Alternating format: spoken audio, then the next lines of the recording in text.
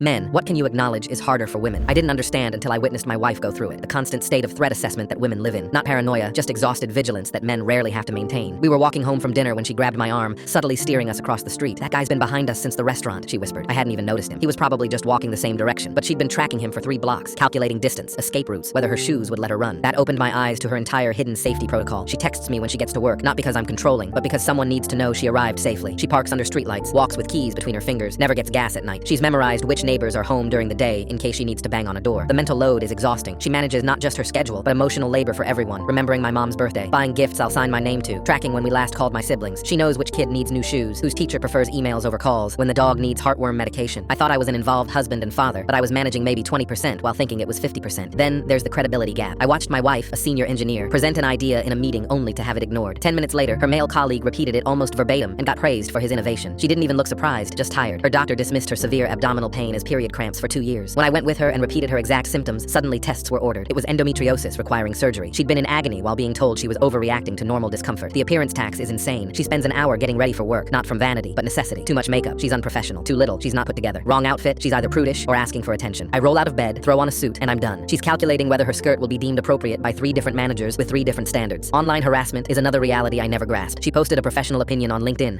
and got dozens of messages critiquing her appearance, questioning her credentials, and 3 dick pics. I post similar content and get respectful debate or silence. The pregnancy penalty versus the fatherhood bonus shocked me. When she was pregnant, colleagues assumed she'd become less committed. When the baby arrived, I got raises and promotions for being a family man, while she got mommy tracked despite working the same hours. I'm praised for babysitting my own kids. She's judged for working instead of staying home. Physical strength differences create vulnerabilities I'd never considered. She can't walk to her car carrying heavy boxes, not because she's weak, but because it makes her unable to defend herself. Every physical task requires calculating safety versus independence. The medical system treats her like her body is public property. During pregnancy, strangers touched her belly without asking. Doctors discussed her birth plan like she wasn't there. She needed my written permission for her own 2-ball ligation at 35 after 2 kids, while I could get a vasectomy at 22 with no questions. Dating was apparently terrifying in ways I never experienced. Every first date, she'd share her location with friends, have a safe word to text if she needed help, meet only in public places. She'd worry about rejecting someone kindly enough to avoid rage, but firmly enough to be clear. I just worried about whether she'd like me. Small things accumulate. She can't wear earbuds while jogging, needs to hear threats approaching, can't have her name on apartment buzzers, invites stalking, can't be too friendly to service workers, gets mistaken for flirting, can't be unfriendly, gets called a bitch. The rage aspect terrifies me most. How many times has she softened criticism, added smiley faces to emails, laughed at unfunny jokes, all to avoid triggering male anger? She moderates her existence to manage potential violence. I write this after watching her teach our daughter the same survival tactics: how to hold keys as weapons, how to check the back seat before getting in a car, how to trust her gut when something feels wrong. Our son won't need these lessons. Women navigate a parallel reality of constant risk assessment, emotional labor, and systemic invalidation that most men don't see because we don't have to live it. It's not about being stronger or weaker. It's about existing in a world designed without considering your safety or autonomy. The hardest part? This isn't even comprehensive. My wife read this and added 12 more things I'd missed, and she said that's still just scratching the surface.